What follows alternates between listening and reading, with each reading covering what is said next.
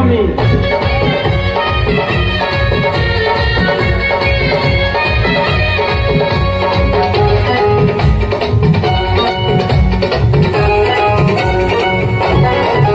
नहीं खाएम खोआ मेवा नहीं मिसरी मलाई, नहीं खाएम खोआ मेवा नहीं मिसरी मलाई, नहीं खाएम खोआ मेवा नहीं मिसरी मलाई, नहीं खाएम खोआ मेवा नहीं मिसरी मलाई। पहले भानी मत पीस के लिया दाना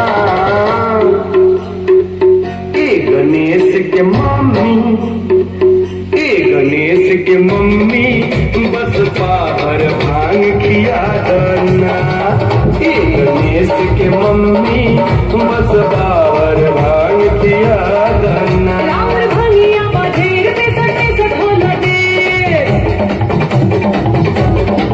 ओ रावण भंगिया बाधेर पे सटे सठोला दे, रावण भंगिया बाधेर पे सटे सठोला दे, रावण भंगिया बाधेर पे सटे सठोला दे। दुख होला माने दुख सहाय ना, ए गणेश के पापा बोला ना, ए गणेश के पापा हमसे ही भांग पिसाई ना, ए गणेश के पापा हमसे ही भांग पिसाई ना। ए गणेश के मम्मी बस पावर भांग खिया दना।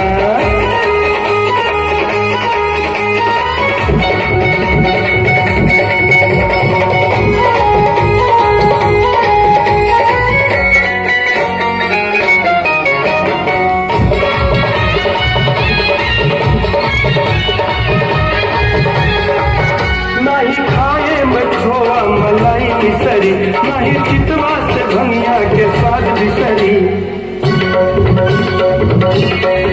नहीं खाए में खोआ मलाई मिसरी, नहीं चितवा से धनिया के स्वाद बिसरी। सुना बतिया हमार इन भावे जीवनार हमरा सामने से जल्दी हटा दना, ए गणेश के मम्मी, ए गणेश के मम्मी बस पावर भांग खिया दना। ए गणेश के पापा हमसे ही भांग पिसाई ना, ए गणेश के पापा हमसे ही भांग पिसाई ना।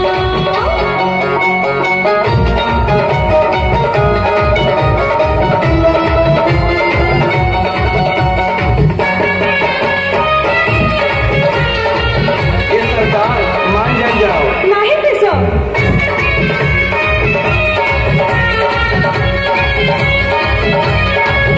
चाहे राजी होई चाहे होई नाराज, आणि आपले स्वप्न सुनली रोवाला। ओ चाहे राजी होई चाहे होई नाराज, आणि आपले स्वप्न सुनली रोवाला। जन करे आँख लाल करे हमरा पखायान, भांग छोड़ी अपना सब नसाई ना। ए गणेश के पापा, ए गणेश के पापा हमसे ही भांग पिसाई ना, ए गणेश के पापा हमसे ही भांग पिसाई ना। ए गणेश के मम्मी बस पावर भांग खिया दना।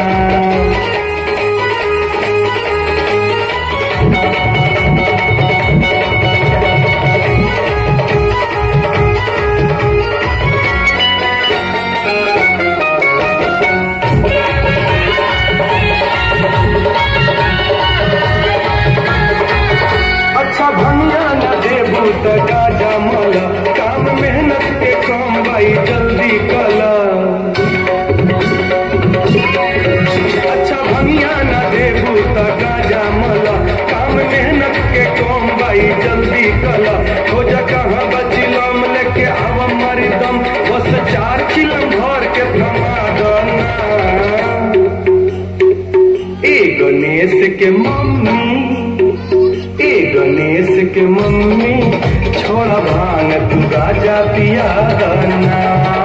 ए गणेश के पापा हमसे ही भांग पिसाई मिसरी मलाई